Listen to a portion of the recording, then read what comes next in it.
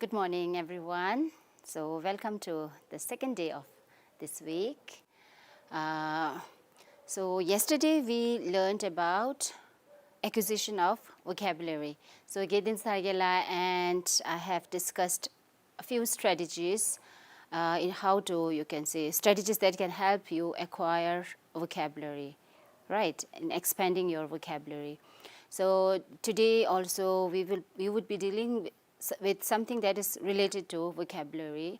So it is understanding word relationship and understanding words. See, in my session I would be discussing understanding of, or you can say understanding words, and Kedin Sargela will discuss on understanding word relationship, right? So we have been talking right from the very beginning.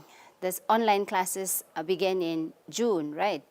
And we started talking about verb forms, right? And then we talked about, you can say sentence types, and then how sentences can be grouped into a paragraph. So how we can develop a paragraph using different types of sentences. We talked about how number of paragraphs help in making an essay, right? We also talked about different writing types, text structure, so many things, right? So this week we are focusing on vocabulary because I told you whether you are writing a sentence, whether you are writing a paragraph, you need to have a good vocabulary, a rich vocabulary that would help express your ideas more conveniently, right? You feel something, but when you run short of words, it becomes difficult, right? So having a rich vocabulary is very important. And at the same time, having an understanding of words is also very important, right? And how words, you can say, how different words are related in different ways, right? So these are all very important. So I would be discussing more on understanding words, what actually a word is. You know, words are formed of letters, isn't it, right? Letters are grouped together to form words, and words are grouped together to form phrases, clauses, or sentences, right? So what we will do today is we will try to kind of see, if you already know about all this, it would be kind of review, right? A recapitulation of what you already know. Or if you have, you can say, not that much knowledge about or understanding about all this, I think that would be, you can say, helpful, right?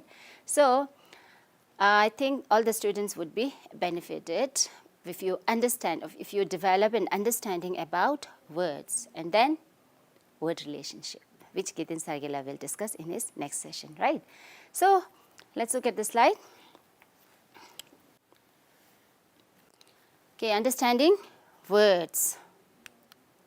See, words can be either content or structural. See, you broadly classify, right, word as content word or structural word. Like yesterday we talked about active vocabulary and passive vocabulary, right? So words can be either content word or structural word. So if you just look at the, you can say word is a structural, it shows that they are the kind of words that help in the formation of structure, the building of the structure, right? So and the other one is content word. So let's look at what content words are. Words that have specific meaning, right? So these are the words which you are introduced at the very beginning, like name of things, and there are a lot of other things that you use, right? So it has a meaning. The word itself has a, you can say, a specific meaning. Have at least 3 letters. So that is very important. You need to understand that if it's a content word, the, you can say, requirement is that it needs to have 3 letters. Okay. And content words are generally stressed. They are higher in pitch. Okay. And content words include nouns, verbs, adjectives, and adverbs. See, if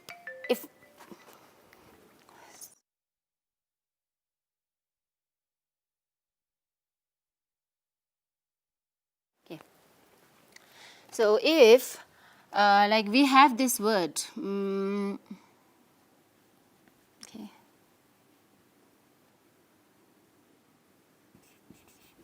Okay, in, right. So this is a word, but this is not a content word. Okay, in. This is a structural word. This is used in, you can say, forming the structure of a sentence. This more, you can say, structural word, not a content word. See, and I told you, a content word has to have minimum 3 letters. Okay, so you know in. Okay, this is a noun, right? In, 3 letter. Okay, 3 letter word. So one way you can identify content word and structural word is by looking at the number of letters. Okay, so content word has, you can say, minimum 3 letters. Okay, so you have another example of, okay, egg. So why do you think this extra G? Okay, egg is a noun, isn't it? Okay, it's a content word. So E-double-G is used. Okay, and so there are a lot of other, you can say, words where you can understand this, you can say, the difference between content and structural word, right? Okay, so I told you content words include noun, verb, adjective, adverbs. Okay, so the preposition and other, you can say, forms of verbs, words are usually structural words. Okay, look at the slide. So content words include nouns, verbs, adjectives and adverbs. Okay. So structural words are also called function words because they help in the functioning. Okay. Are words that are used for forming the structure of a sentence, like I told you, right? How the sentence structure is formed is by using structural words. See, if I just name all the nouns and all the adjectives together, that doesn't convey a, you can say, a meaning. Doesn't form a structure. Okay, if I say, okay, egg, banana, fruit, apple, table, okay, so it's not going to make any sense, any sentence. So in order to make a sentence, we need to use both content word as well as structural word or function words. Okay, so structural or function words have little meaning of their own. Okay, unlike content word. Say content words have a specific meaning. If I say table, you mean table, right? You can understand, you can easily think, oh, this is a table. Okay, this is a pen. Okay, but if I just say is, okay, say right now I'm saying this is a pen. Okay, this is a pen. So if I say pen, which is a content word, it has meaning, right? Pen means suggest something, right? But if I say is,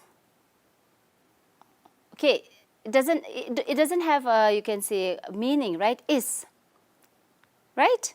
So you can say content words have a specific meaning, whereas structural and function words, okay, you can say, do not have a specific meaning. They only help in the you can say formation of sentence, the functioning of the content words, and they are used in the, you can say, sentence structure. Okay,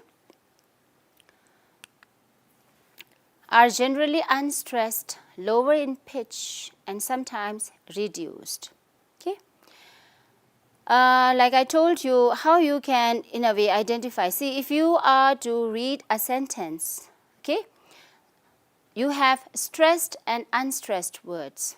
Okay, so how you can identify is usually the content words are stressed, whereas function words or structural words are unstressed. Okay, if I say I have a pen. See, okay, I have a pen. Pen, I'm stressing.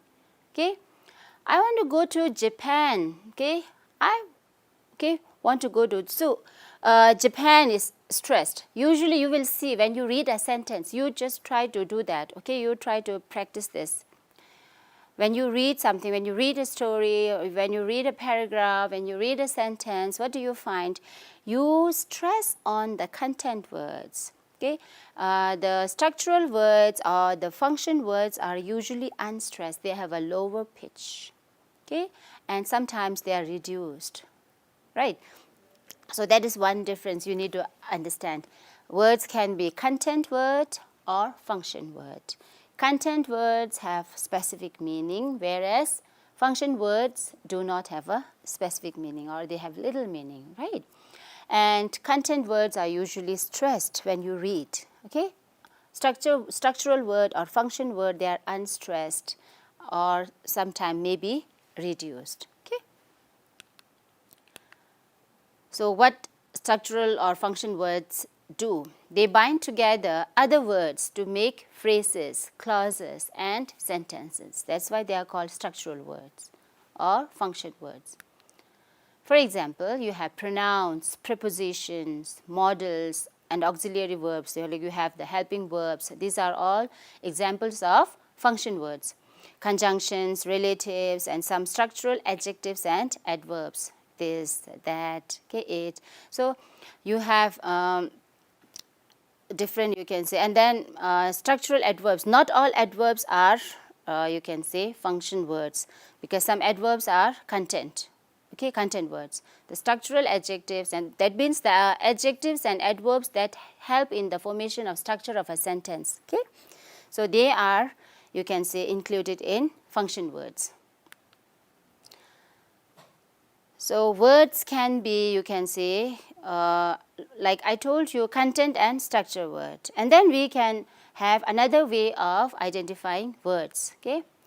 Words that can be broken down into smaller units, okay. There are words that can be broken down into smaller units. We can break the word so that we get different units, okay.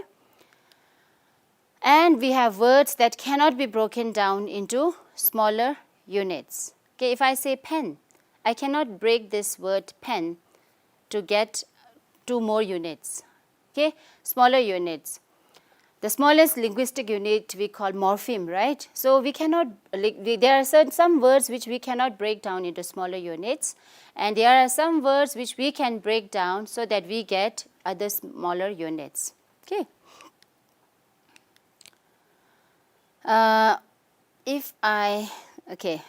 Let me first go through this, right. Words can be divided into syllables in order to read the words, okay. So when you read a word, okay, you know, you break the words into syllables, right. If you remember during our lessons on poetry reading and writing, so we talked about rhythm, right, how they are created, how rhythm is created, stressed and unstressed syllable, right, and how we break the words, okay, how we break the words into syllables, counting syllables and all. So words can be divided into syllables, okay, in order to read the word. So when we are to read a word, say suppose like I said pen, okay, pen, just 1 syllable, isn't it? But if I say pencil, pencil, so pencil is a single word, right? But we can break it into syllables so that it becomes easier for us to read. Pencil, isn't it? Pencil. If I say pencil box, pencil 2-syllabic word, box 1 syllable. But if we add the suffix es after that, pencil boxes, okay, because I have added boxes, pencil boxes, boxes 2 syllable. Atmosphere 3 syllable, right? Atmosphere. So atmosphere is 1 word, but I have broken the word into 3 syllables, right? Atmosphere, atmosphere, right? Okay. And what you need to understand or remember is, like I told you, words can be divided into syllables in order to read the words, because if we break the words into syllables, it becomes easier for us to read, okay? And syllables can be open or closed, okay? Closed, open, like if I said, I use the example pen. Pen is a closed example of a closed syllable, because what you need to remember is, as you can say, there's always a vowel sound, okay, in a syllable, right? And if I say pen, this is closed because the vowel sound you have is closed by a consonant, n, okay, pen. So what you need to remember is, okay, I'm just repeating, words can be content word or structural word, right? And we have to, or we can break the word into syllables so that it becomes easier for us to read. And syllables can be open or closed. Okay. So what you need to remember, I told you a syllable always contains a vowel. So that makes it very easy for you in order to break, because what you need to look for in a word is you need to see if there's a vowel or not. Okay. So you need to break the word in this manner, right? Keeping that there is a vowel. Okay. In a syllable always contains a vowel. So you all know, right? Since you are in grade 5 to 8, 5, 6, 7, 8, right? You all know what are the vowels. Okay, A, E, I, O, U. Okay, these are the 5 vowels. And rest of the English alphabet, okay, are all consonant, right? You have 26 letters of the alphabet, isn't it? So these 5 are vowels and rest are consonants. Okay. So we will talk about what an open syllable is and what a closed syllable is. So open syllables end with a vowel. So like I told you, pen is a closed syllable because it does not end with a vowel. Pen, P-E-N, sound. So it's not a vowel. Okay. So what you need to remember is open syllables means ends with a vowel, right? Closed syllables end with consonant. Will that make it easier for you to understand? Good. So open syllables end with a vowel. Often has long vowel sound. Okay.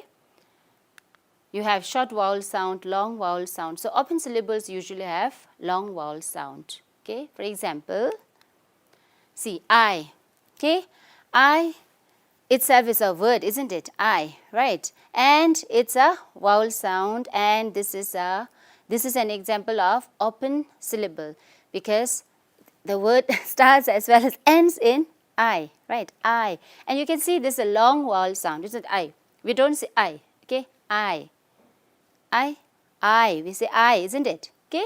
So, long vowel sound. Then you have me, okay? See, the vowel sound here is E, right? Me. Can you, in a way, are you able to identify? Me. It's a long vowel sound or a short vowel sound? Me. Do, right? Again you see, ends with vowel, right? Do. We. No. He. She. Okay. So these are examples of, so we have more. So all the examples in the first line, they are one syllabic word, right? One syllable. All the words have just one syllable. Okay. One syllable, and they are open syllables because they all end with a vowel. And you can see they have long vowel sound, isn't it? Okay, next. Writer. See, look at the highlighted part. Okay. W-R-I, I have highlighted in green. Timer, table, paper, right? The words that are highlighted. So, the second example is two syllabic words, right? Two syllable, all you can see. So, how we can break is, we can look at, okay, you can see after the vowel sound you have one consonant, isn't it? You break it there, right? Writer, two syllable, right. The first part, or you can say, see, this word writer is a two syllabic word, right? And you can break it into two, right? When you break this writer, right? So, the first part, the first syllable is, you can say, an example of open syllable, whereas the second one is an example of closed syllable because it in a way ends with a consonant, T-E-R, ter, right? So, if you can just look at the board.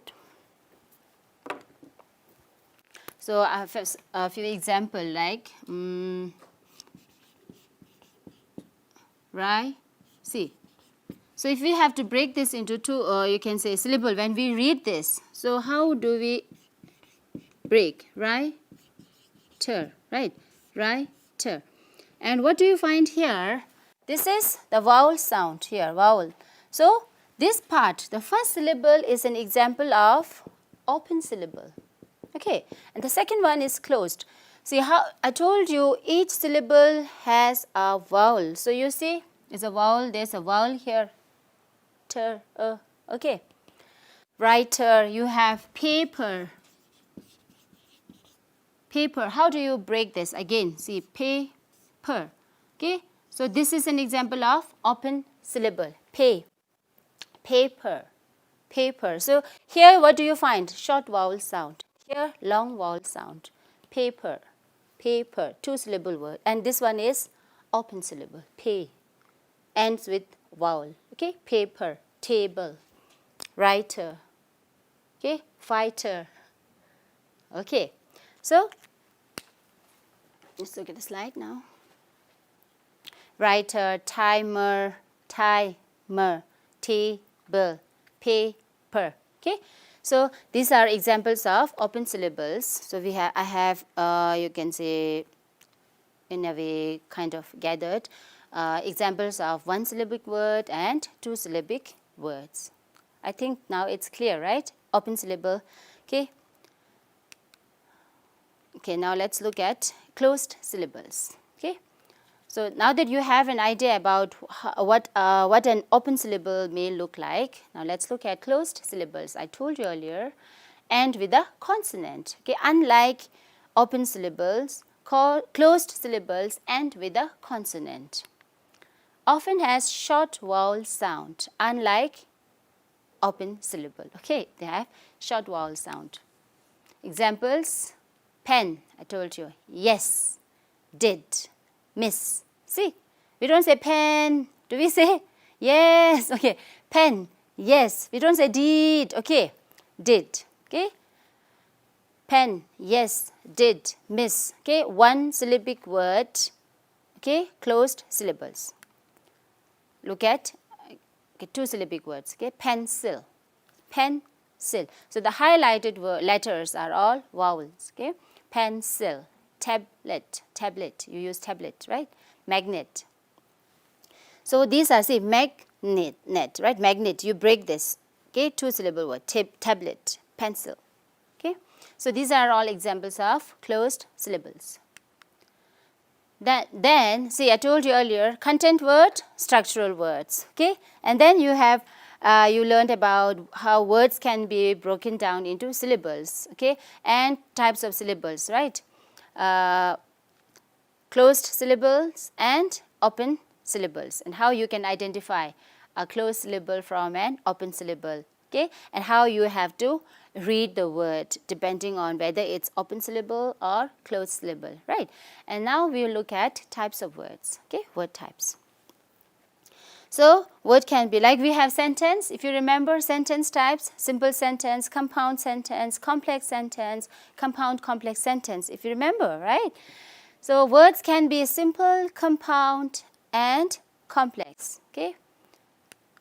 Simple words are words that cannot be broken down into smaller, meaningful units. Okay, I told you we can group words into, like, if you group words into 2 broader categories, it would be words that can be broken down into simpler or smaller units, or that cannot be broken down into smaller units. So simple words are those words that cannot be broken down into smaller, meaningful units. Okay, I mean to say meaningful units means the units in which you have broken the words needs to have meaning, right? For example, hot, cake, pen. See, we cannot break the word hot into 2 meaningful units, right? Cake we cannot break into meaningful units. Pen we cannot break into meaningful units. Okay, so these are all examples of simple words. Help, fire. Okay, so you can think of more words, okay, that you can consider, okay, simple words. They are simple words because they cannot be broken down into you can say smaller meaningful units. Okay, these are all examples of simple words. Then we have compound words. Okay, words formed by combining 2 or more words giving a new meaning. So you can combine 2 different words and you get a new word. Okay, which means something else. Okay, it gets you create a new meaning. Okay, example. See, butterfly. You all know butterfly, right? So butterfly is formed by 2 words, butter plus fly, isn't it? Butter is another word, right? Fly is a different word. But when you combine these 2, you get a different word, isn't it? butterfly, butterfly. So butterfly is a compound word. Okay. Then you have starfish. Okay, starfish formed by star plus fish. See, star and fish are two different things, isn't it? Two different identities. And when we combine these two, we get a new word, starfish. And it means something else, isn't it? Then you have eggplant. Okay, eggplant is formed by the word egg plus plant. Egg means something else, right? Plant is something else. And when we combine these two words, what do we get? A vegetable, eggplant. Okay, another name for brinjal, right? You all know brinjal. So eggplant is other name for brinjal, right? So these are examples of compound words. Think of other compound words, okay, on your own. You think of, oh, this is also compound word, this is also compound word, okay? Complex words. So words made by or containing multiple units. Okay, like I told you, morphemes means the smallest linguistic unit of a word. Okay, or you can say the grammatical unit of a word. So complex words are formed by, say, unlike compound word which is formed by combining two different words, complex words are formed by units. Okay, they can have multiple units, right? Example, see, uncomfortable. Uncomfortable, okay, listen to me, uncomfortable, I said. So what do you find here? You have the prefix, you have a base word, and you have a suffix, right? Uncomfortable. Un is not a word, okay, but it's a prefix, right? See, un plus comfort plus able. So I have broken this into smaller units, isn't it? Un plus comfort plus able. But when we read it together, look at the pronunciation, okay, listen to me. We don't say uncomfortable, okay. If we say uncomfortable, we are pronouncing this word wrong, okay. Here, when you pronounce this whole word, okay, we have to, in a way, say, you have to reduce the word ORT here, uncomfortable, uncomfortable, uncomfortable, uncomfortable. Not uncomfortable, okay, uncomfortable. So this is an example of a complex word. So how this is, you can say, how we have broken this word into units. Let's see, un is the prefix, comfort is the base word, okay. Comfort is the base word, and you have the able as suffix. So a prefix, a suffix, and a base word together combined to form this complex word. So you think of other examples of complex words, okay, and then try to identify whether, see, you think of as many words, okay. This is what I want you to do, right? Think of as many words as you can, and then try to group the words, whether the word is a simple word, a compound word, or a complex word. And I told you, a simple word is, you can say, the word that cannot be broken down into smaller units, right? Smaller morphemes or other words. Compound words are formed by combining two different words, okay? And complex words we can break into, or you can say words are formed by combining smaller units, okay, or morphemes, the linguistic unit, right? It can have multiple units, can have two or more units. It's clear now? Good. Okay. Okay. See, now, again, see, we can group word as base word and root word. Okay, so you might have heard a lot, okay, from Gideon Sargela and me using. Gela has also talked about a root word, okay, and base word. Yesterday when I was telling you about prefixes and suffixes, I told you about when a prefix is added to a base word, we get this. When a prefix is added to a base word, a suffix is added to a base word. So what actually is a base word, right? So word can be base word, root word, okay. So base word and root word can be sometimes confusing, okay, and some people even use stem word, okay. So the whole idea is, what you need to remember is, okay, This is the word from where you can build more word, okay? You can say expand the word by adding prefixes and suffixes. So look at just the difference here. Base word can stand alone, okay? See, root word may not stand alone. Okay, so you need to remember this in order to differentiate base word from root word. Okay, so base word can stand alone, okay, and the base word is word form to which affixes can be added. So if you just look at the board,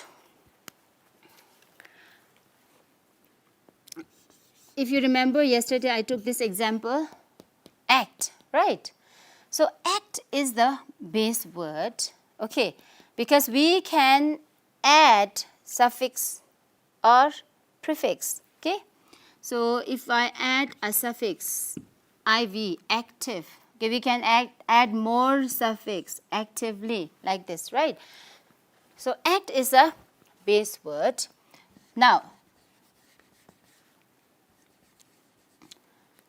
act can also be considered a root word, okay, but if I have, see, if I add IVE on active, okay, now in active this can be the base word on which I have added the suffix IVE. Am I making sense? Is it clear? On act, if I add IVE, okay, this is my base word, okay. It may be a root word that originated from Greek or Latin, okay, it may be that. See, act, active. Okay, now in a very simple way I am going to explain the difference between root word and base word, right? So if this is the word active, act is the root or the base, okay. Now on active, if I am going to add another suffix, that is ly, actively. Now there's a new word, isn't it? Now active is the base word, okay. The base word is active on which I am adding this suffix ly, but active is not the root word. Is it clear? Active is not the root word, it's a base word here, or you can say the stem here, because I am adding more suffix to that, but the root word is still act, okay. Is it clear? The root word is act, okay, but if the word is active only, if we don't have this suffix ly, okay, so act can act, you can say act, the word act can act as a root or base word, right? But if the word is actively, active may be the base word on which we have added the suffix ly, but active is not the root word, okay. The root word is act. Is it clear? Good. Okay, now look at the slide. Oh, okay. So base word can stand alone, okay. So word form to which affixes can be added, they are called base word. So root word cannot often stand alone, right? Most of the time, see, when root words is something that is from another, you can say, language, like Greek or Latin word. So they don't stand alone. They are usually, you can say, either a kind of suffix or prefix or, okay, so other words. So sometimes it may, but usually they don't, or you can say cannot often stand alone. So part of a base word, okay, so from another language. So root words are usually, you can say, they are part of word that is taken from other, you can say. Yesterday I remember Gedin Thargila in one of his sessions, he talked about bio, right? Bio is an example of a root word, okay? I think it's a Greek word, right? Bio, that means life, okay? But then you have biology, biography, you can say biopic, biometric. A lot of word can be kind of, you can say, suffixes can be added, right? Bio itself is a root word, okay? Clear? Okay, let's look at some examples. So I think this is clear, right? Word can be base word, root word. See, and then if you want to, you can say clarify more about this, you can then Google, you can search or browse different websites to see the difference, okay? Base word, stem word, root word, there are a lot of things. So it will be, I think, more clear. So I try to give a very simple example to help you understand the difference between root and base word, right? Because this can be sometimes confusing. Okay. So root word. So word or part of a word from which other words grow by adding affixes. So this is a part of word. Okay, root word can be a part of word, or it can be a word itself from which other words grow. So we can add affixes, means either prefix or suffixes. Examples of Greek root words, like I told you, it can be like original Greek or Latin. Okay, so you have a lot of, you can say, words in English which is, you can say, a Greek or Latin. Okay, like tele. Yesterday, I think, for when we were talking about prefixes, I think I just told you about telephone, right? Telecommunication. So tele as a prefix. So tele is a Greek word which means distant or far. So tele is a root word. Okay, it is a prefix as well. Okay, tele is a prefix. It is a root word, and then you can develop by adding some more letters to this, right? For example, telephone, television, telescope, telepathy, telegram, telegraph. See, so these are, you can say, the tele itself is, you can say, not an English word, but not an English word. The word originated from, you can say, Greek word, Greek. So telephone, television, telescope. So this is an example of root word. So understanding of root word is very important in order to expand or enrich your vocabulary. If you are aware of the root word tele, so it becomes very easy. You can easily kind of puzzle out or decode the meaning whenever you happen to see this word tele attached to some other word. Okay, telephone, you can understand, okay, distant, far. Television, vision, right? Telescope, that is used to observe far away objects, isn't it? Then you have another word, anti. Anti means against. You have anti-nation, nation, right? Antibodies. You have antibacterial, antivirus. Okay, see, antivirus is something that works against virus, right? Antibacterial. Antiseptic you have, right? Dettol, antiseptic. Savlon as an antiseptic. Then you have antibodies. Okay, in our body you have antibodies, okay? You have white blood cells which produces antibodies to fight against foreign, you can say, the germs that enter our body, right? Antibodies, anti is against. Antibody means that there are, you can say, something, you can say, a part of our body inside, you can say, you have, which fights against foreign bodies, that is the germs, okay, the diseases in a way. So anti, against. Then you have geo. So you all know the term geo, right? You have the subject, geography. Okay, geo means earth. Okay, so if you know the meaning of this root word geo, okay, you know geo means something related to earth. Geo means earth. So you can think of as many words. So you can easily puzzle out the meaning, decode the meaning of the word in which you find the geo attached, the prefix geo attached, which itself is a root word, right? Geo. Geology, geography, you have geohazards, isn't it? Geometry, okay? Then you have auto, okay, auto, you have automatic machine, semi-automatic, right? Okay, automobiles, okay. So auto meaning self. So in science, you have learned about, I think class 7 students might remember, you learned about autotrophs, heterotrophs, isn't it? Autotrophs, the green plants that produces their own food, isn't it? Auto, self, okay? Automatic, okay?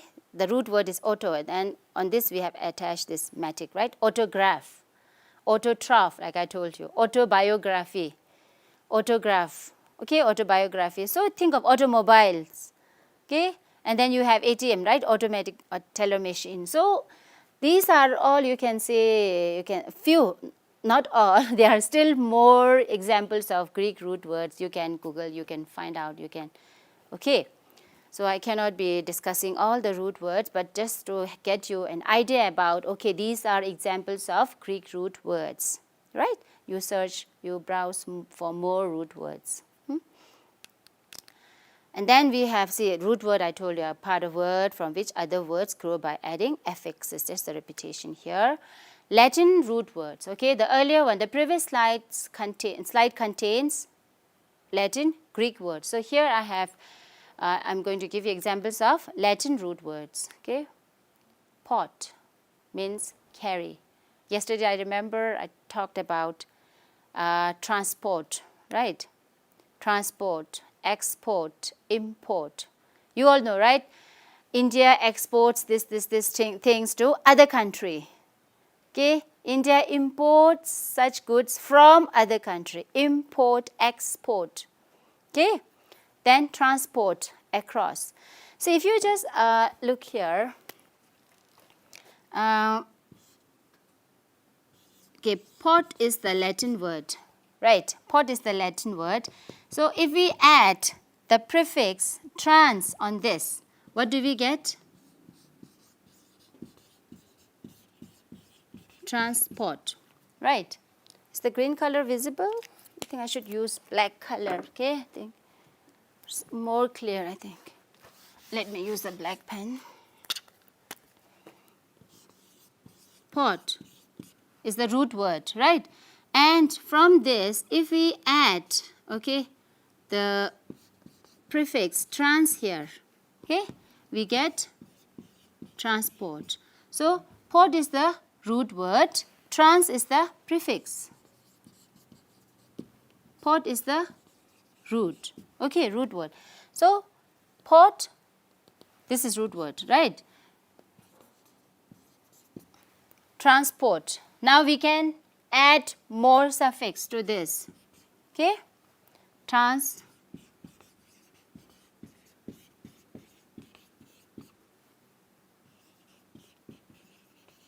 I'm adding this, transportation, okay?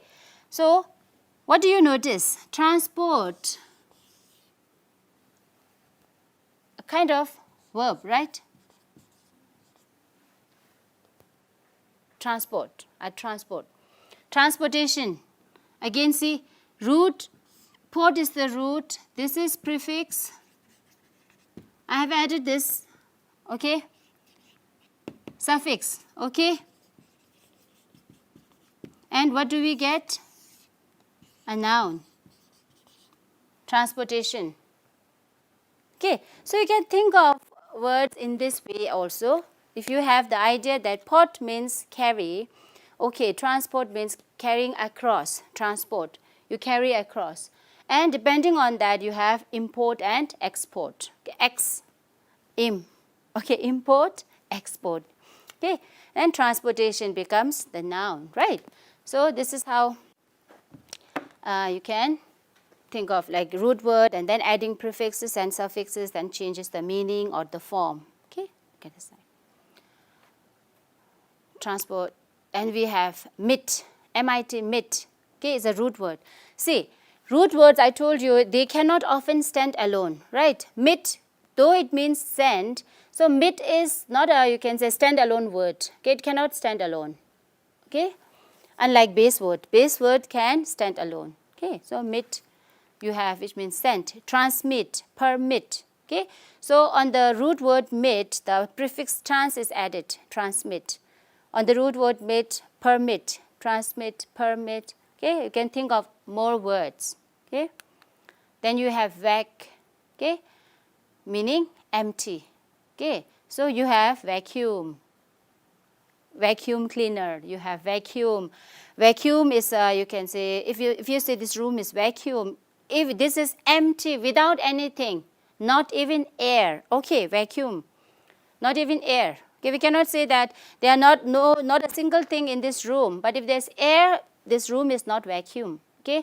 Vacuum means even air should not be there. It should be totally empty, right? Vacate, to remove the things, okay? To vacate the house means you are emptying, okay? Evacuate, kind of similar, right? So pot, mit, vac. So these are all Latin root words, okay? And you have like, I remember in science you have vaca, which means cow in Greek. From the word vaca, you have vaccine, okay? Vaccination, vaccine came from the Greek word vaca, which means cow, because the first time the vaccination was, the vaccine was developed when you can say the people were having problem with cowpox. Okay, so there's a kind of scientific story after that. Okay, so I'll not discuss that. Okay, so this is the end of my session. So I think you had an idea about, okay, words, okay, understanding words. So how words can be broken into syllables, word types you are aware of, isn't it? Words you can identify based on whether it's a content word or function word, okay? And you also learned about, okay, base word and root word, right? And now onwards, I hope you will try to read words by breaking into syllable. And always remember, a syllable consists of a vowel sound, right? Thank you.